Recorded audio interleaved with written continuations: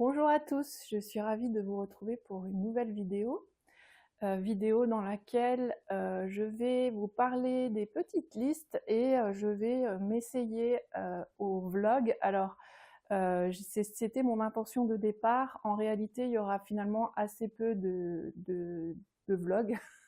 Ce sera surtout une vidéo qui parle des petites listes et puis dans laquelle je vous explique ce vers quoi j'ai envie d'aller avec mes vidéos en 2025.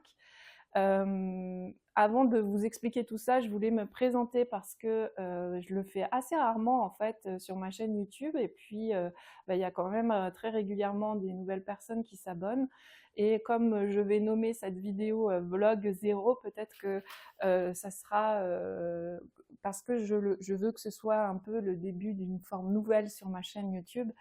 Peut-être que les personnes vont arriver par cette vidéo et donc je me suis dit que ça pouvait être le moment de me présenter. Donc je suis Stéphanie, je vis en Alsace et je suis surtout la personne derrière Créer etc. qui est ma micro-entreprise dans laquelle j'anime des ateliers d'écriture et de créativité tournés sur la création de carnets d'expression personnelle. Voilà, on pourrait dire ça comme ça.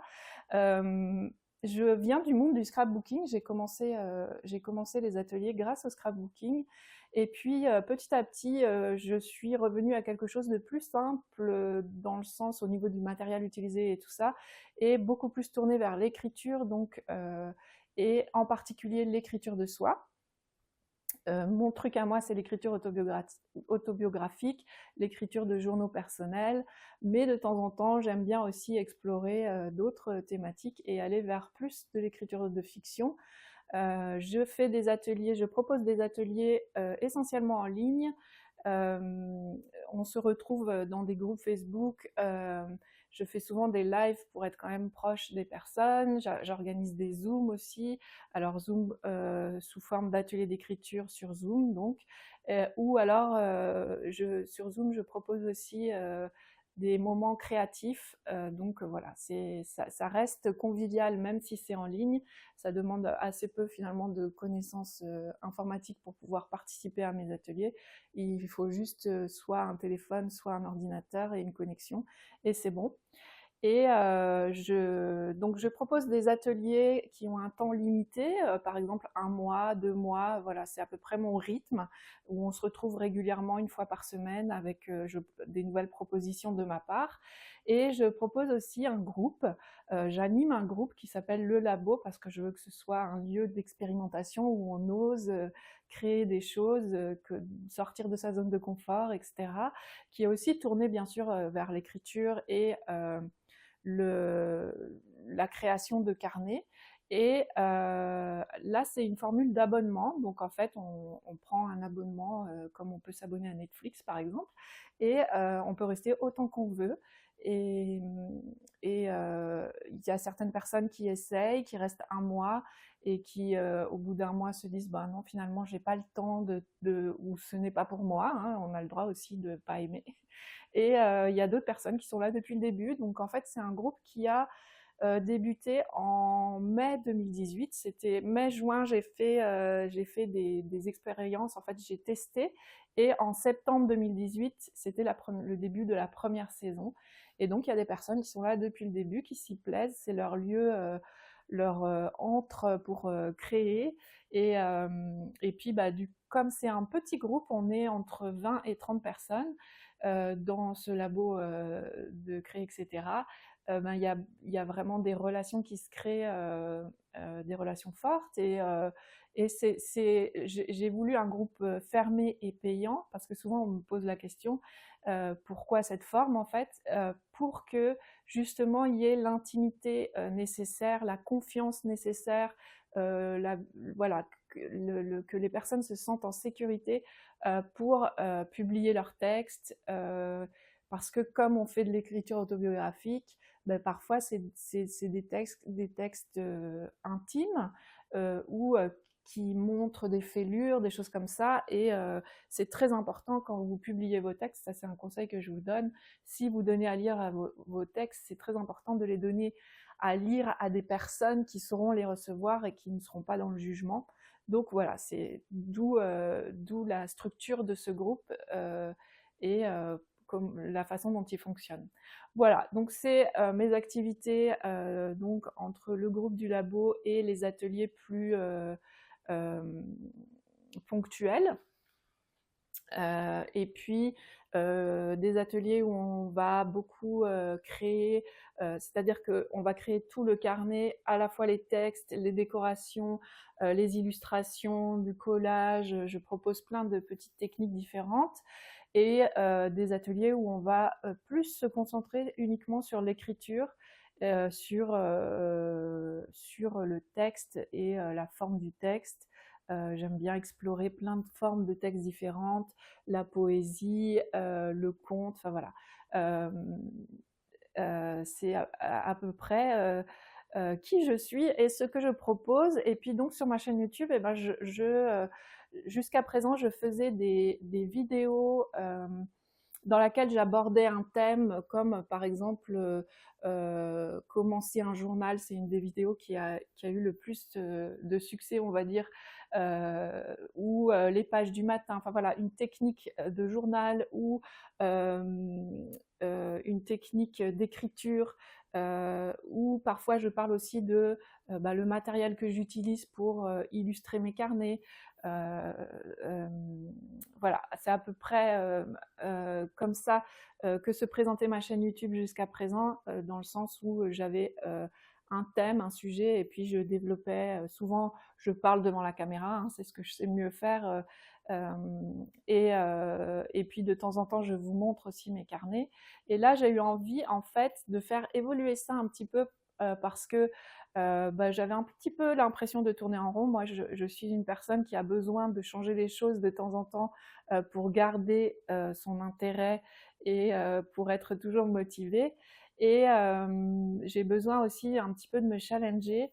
Et j'ai eu envie, en fait, donc de plus faire des vidéos sous forme de vlog. Alors, il y a plein de raisons à ça. La première raison, c'est que moi-même, j'apprécie beaucoup les vlogs. Quand je regarde des vlogs, j'aime beaucoup ça. Je trouve que c'est un moment, euh, enfin, voilà, un petit moment cocooning qu'on s'offre. Et le fait qu'il y ait une alternance entre des moments parlés, des moments filmés, euh, filmés dans le sens où il y a de la musique, où on voit la personne en train de créer. Je regarde beaucoup, essentiellement des vlogs de créatrices. J'aime beaucoup ça.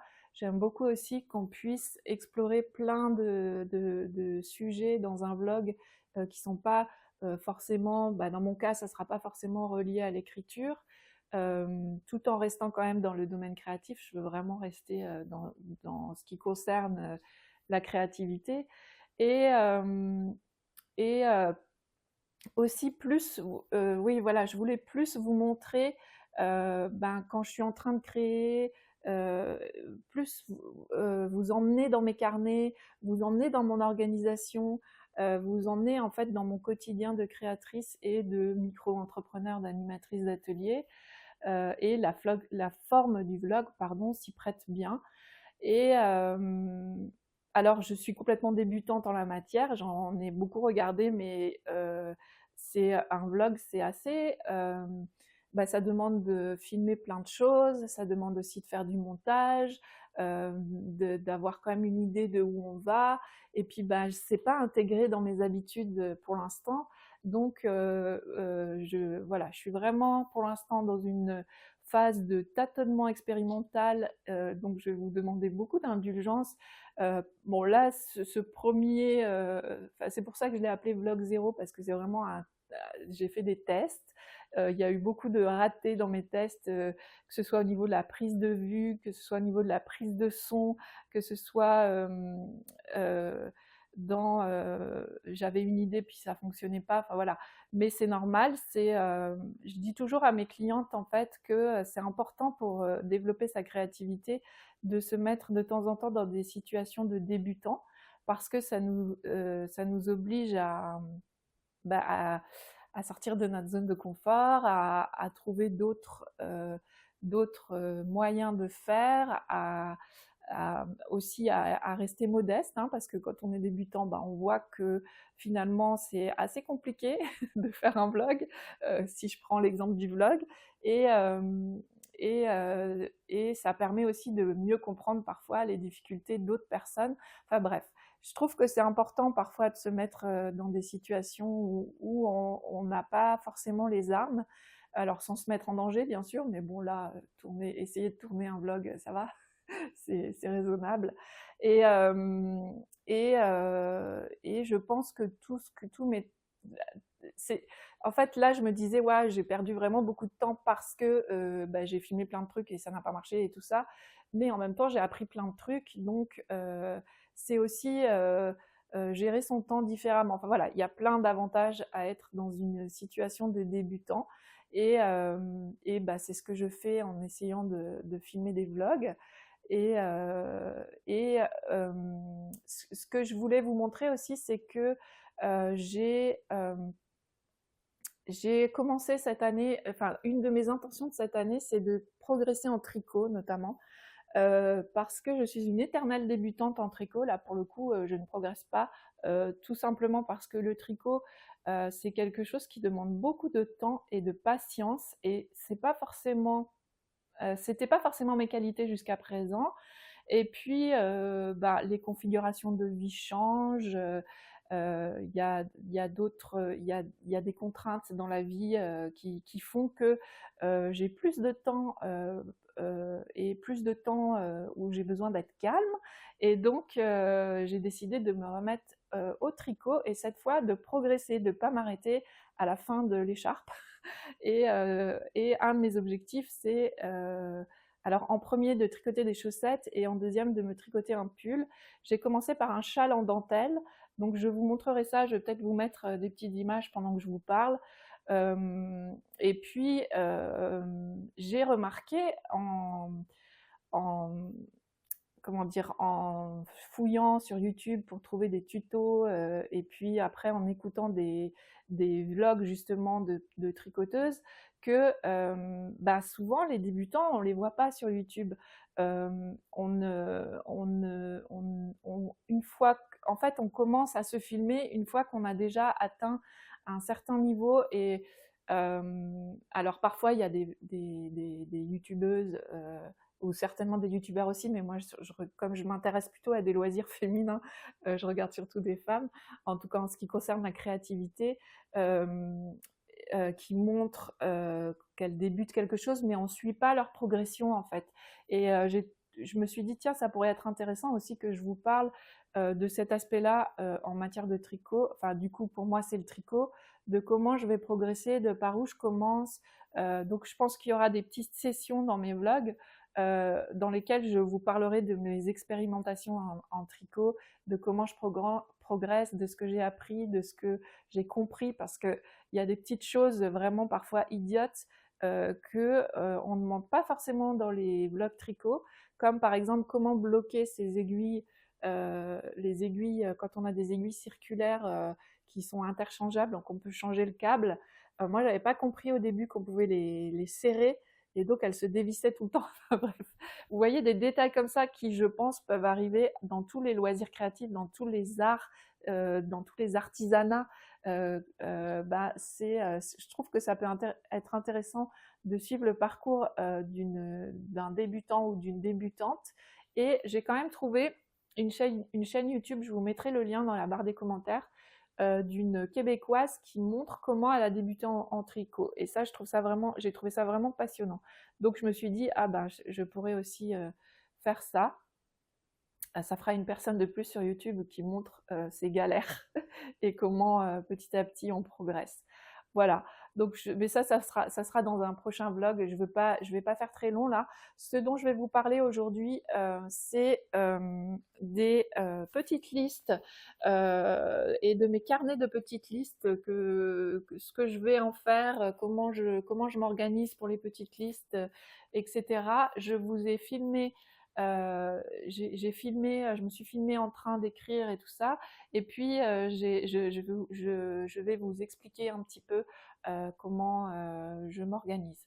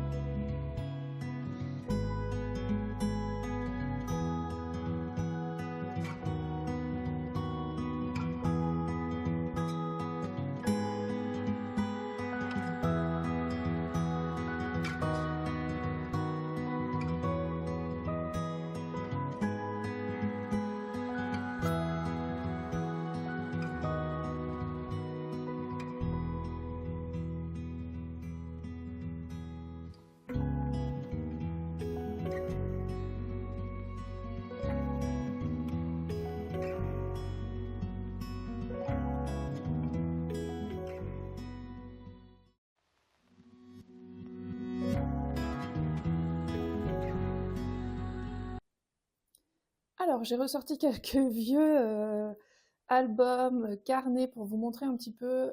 J'ai eu envie de vous expliquer la genèse des petites listes, comment j'en suis arrivée à proposer des petites listes comme ça, cette forme d'écriture en fait, sous forme de liste. Et ça avait commencé par un défi que j'avais proposé sur le blog du magazine Histoire de Page, donc un magazine de scrapbooking. Je me souviens plus trop l'année, peut-être qu'il y a des dates sur mon... Non, j'avais pas marqué les dates.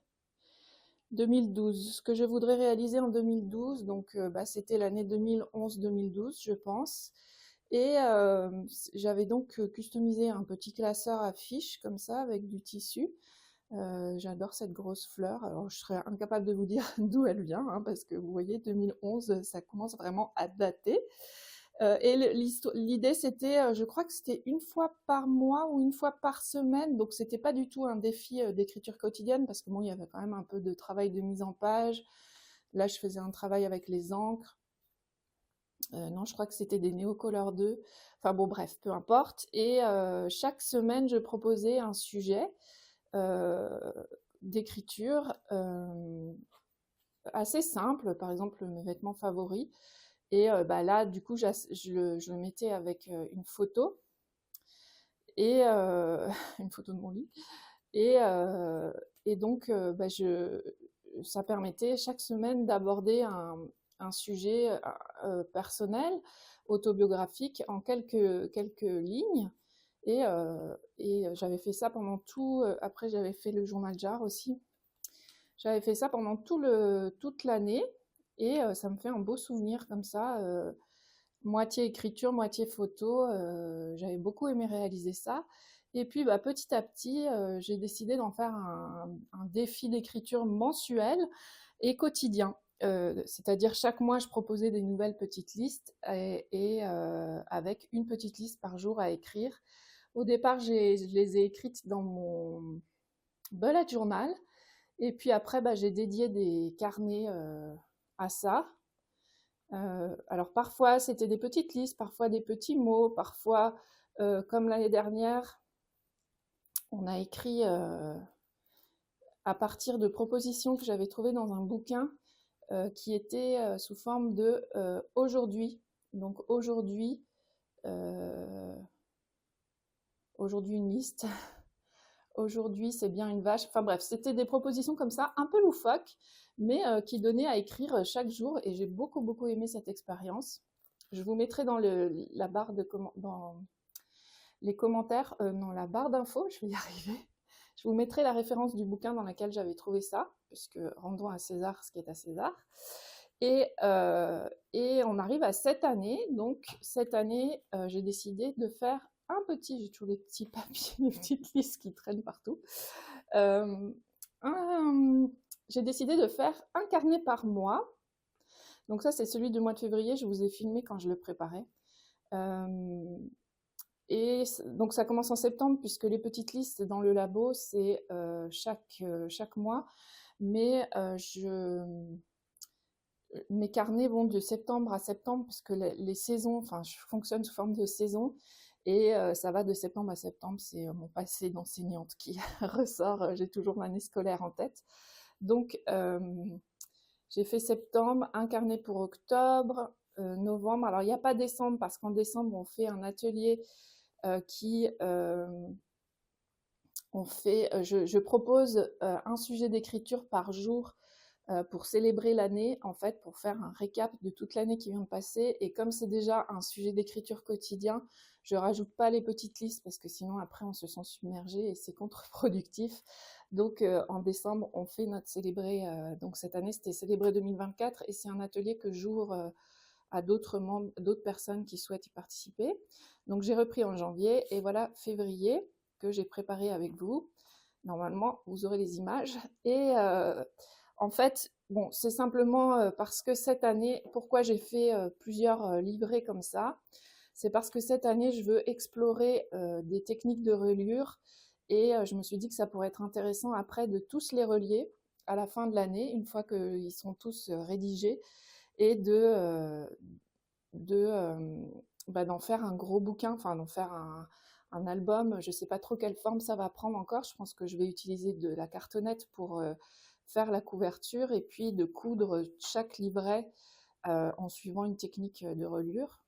Donc, pour l'instant, ils ne sont pas reliés, c'est juste 3 feuilles, 3 feuilles quadrillées pliées et une couverture que je fabrique chaque fois avec des illustrations de magazines que je colle.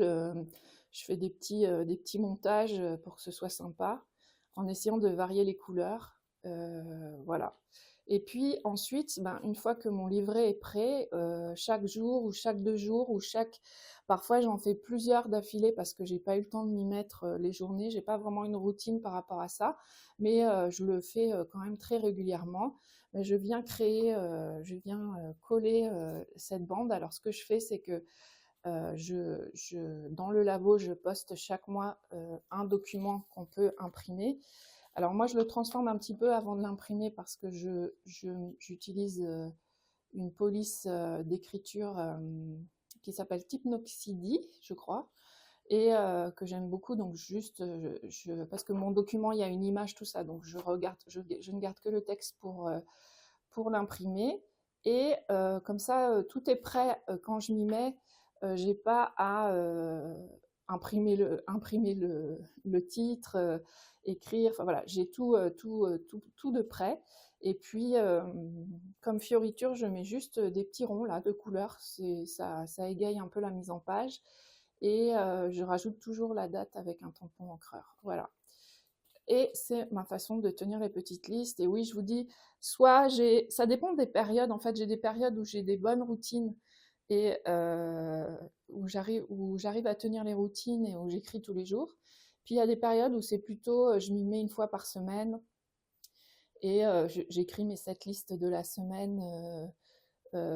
Mais comme je les poste tous les jours dans le labo, dans le groupe du labo, chaque jour je crée un post, comme ça on peut partager nos petites listes. Eh bien, je les ai toujours en tête, donc ça me permet le jour même de me dire ah oui, parce que parfois il y a des petites listes qui sont reliées à aujourd'hui je vais faire ça, enfin qui sont reliées vraiment à ce qu'on vit en ce moment.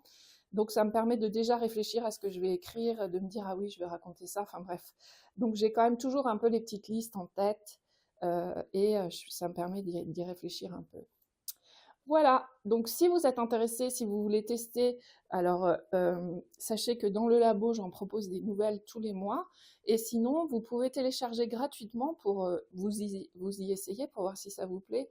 J'avais fait un document qui s'appelle 365 jours de liste. Pardon, je suis en train de perdre ma voix.